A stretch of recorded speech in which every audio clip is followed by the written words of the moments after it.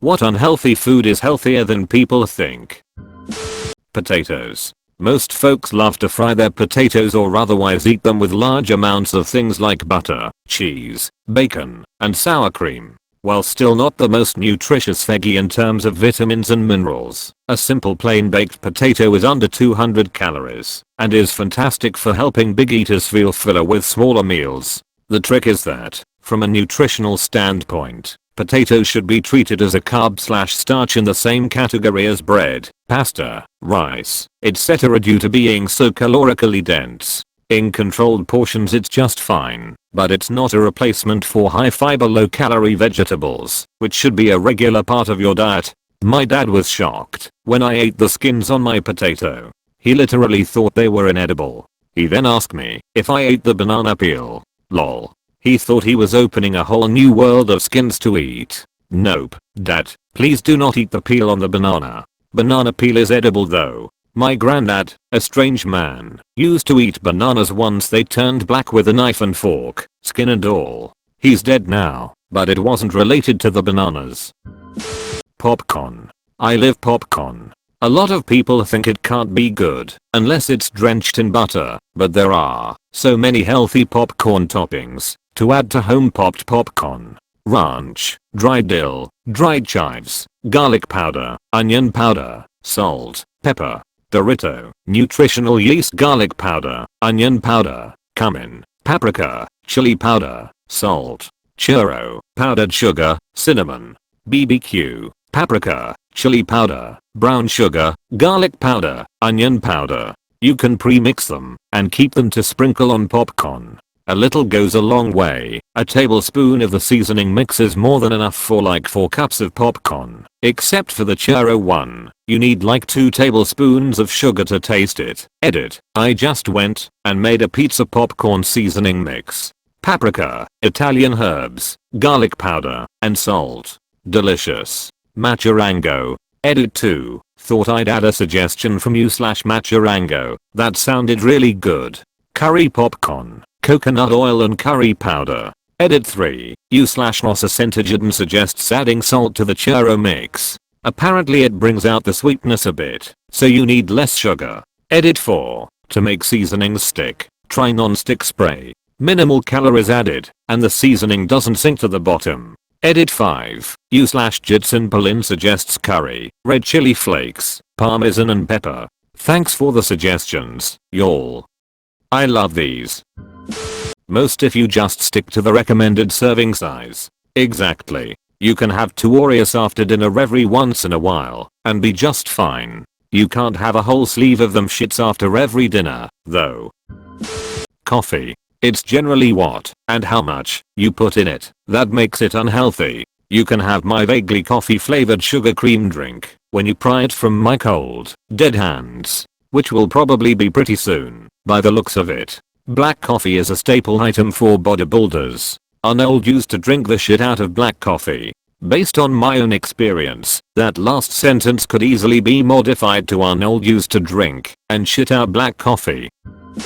Dietetics and nutrition student/intern here. And my pick is frozen vegetables. There are many people who say fresh produce is the way to go, but many times they are picked before they are ripe to be shipped to the grocery store. Frozen vegetables, on the other hand, are picked at peak ripeness, so they tend to have higher concentrations of antioxidants and other micronutrients, other than those that are destroyed by heat when thawed, that would be found in less amounts in fresh produce. So if you can't get your produce locally, frozen vegetables are a great option, and they last a long time. Always check labels for added ingredients, but most of the time it's just the vegetable. I love frozen vegetables, mostly just due to the convenience factor. I don't buy fresh veggies often, because I have a terrible habit of forgetting that I have them. Then by the time I want to use them they are spoiled.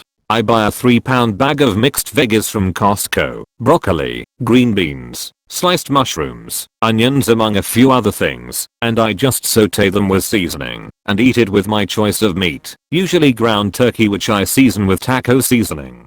Tastes alright to me, and the best part is it's already frozen, so it keeps for months. Yes, especially in these times it's great to have on hand. I have a bag of frozen spinach in my freezer and I add a little, but to just about everything I cook. It's a little lesser known way of really packing in veggies for a great price and for an extended period of time. And that sounds delicious. Frozen spinach is like an expert level life hack. Barely takes up any room, doesn't go bad or rot, tastes great, nutritious etc etc. Who the fuck thinks frozen veg is unhealthy? I honestly blame fast food marketing and the fresh, never frozen type slogans alluding to fresh being better and therefore you should eat there. Of course anything you get from fast food is going to be chock full of preservatives and other crap, but as long as your beef patty wasn't frozen at one point. Pizza can actually be rather healthy if you make it from scratch yourself rather than buy it. If you add toppings like chicken or vegetables can help as well. This sounds like it may ruin pizza for me. I prefer my New York style with cheese from a place with no working toilets. Yes. The kind that leaves the paper plate it comes on a soggy mess of reddish grease if you don't eat it in 2 seconds. Which I do.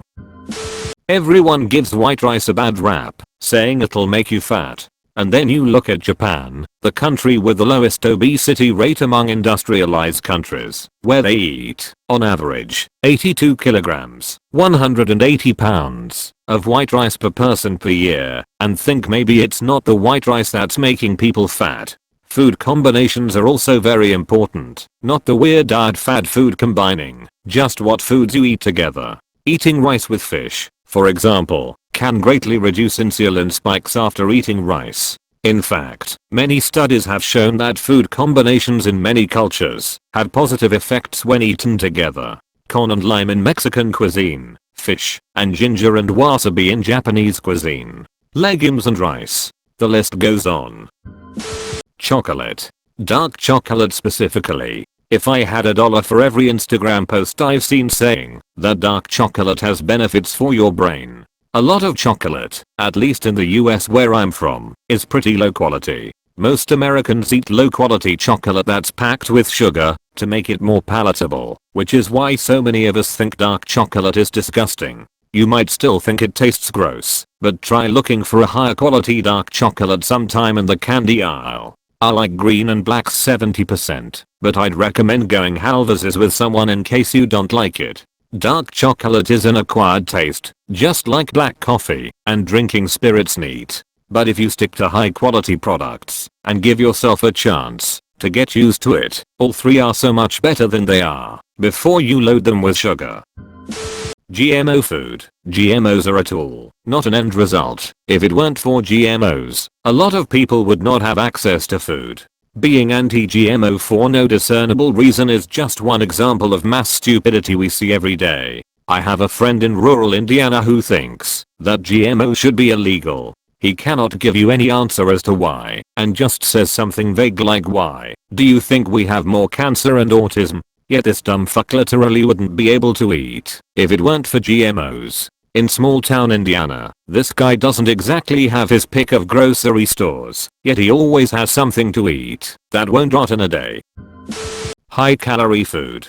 It's only unhealthy per se if you need to lose weight. That doesn't necessarily make all of that stuff unhealthy though. It's like everyone forgets underweight people or people who exercise a lot exist. Lots of people treat those words like synonyms and it's so incredibly misleading.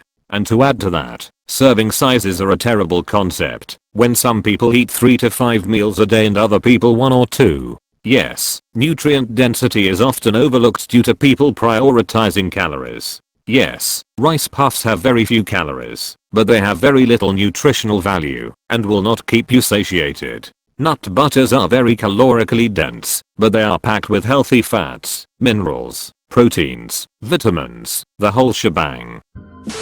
Eggs. They are high in nutrients and protein. Many people are convinced they are bad for you because they contain quite a bit of cholesterol, but they raise HDL, the good type of cholesterol. The bad cholesterol, LDL, is found in butter and other foods.